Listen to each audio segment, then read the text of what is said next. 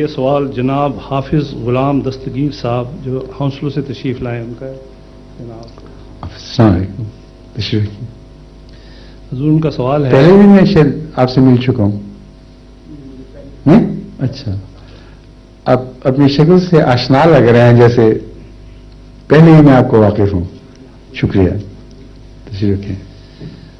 حضور ان کا سوال ہے کہ اکثر لوگوں کو یہ سوال پوچھتے دیکھا ہے کہ فلاں شخص یا فلاں مذہب کے ماننے والے بخشے جائیں گے یا جنت میں جائیں گے. تعجب اس بات پر ہوتا ہے کہ کیا سوال کرنے والی شخصیت کو خود اپنے متعلق پورا یقین ہے یا کوئی اجازت نامہ اس کے ہاتھ میں ہے کہ وہ ضرور بلا شک جنت میں جائے گا. دوسروں کی فکر میں ہلکان ہونے کی بجائے اگر اپنی فکر کی جائے اور اتنی ہی نظر اپنے اعمال پر روزانہ ڈالی جائے تو زیادہ بہتر ہوگا. اور ان کا ایک اور سوال بھی حضور جو بعد میں پیش کرتے ہیں.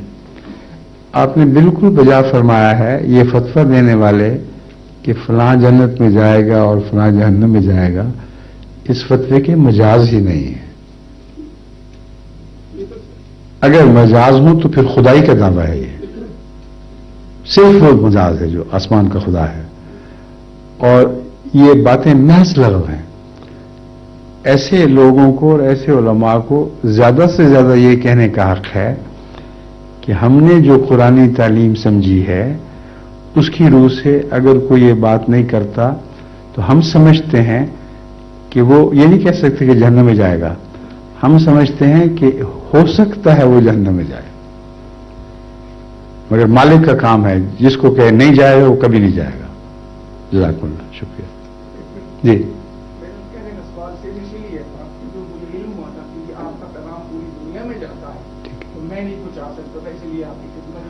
بہت اچھا کیا آپ نے، تو میرے دل کی آواز اٹھائی ہے. جزاک اللہ. شکریہ.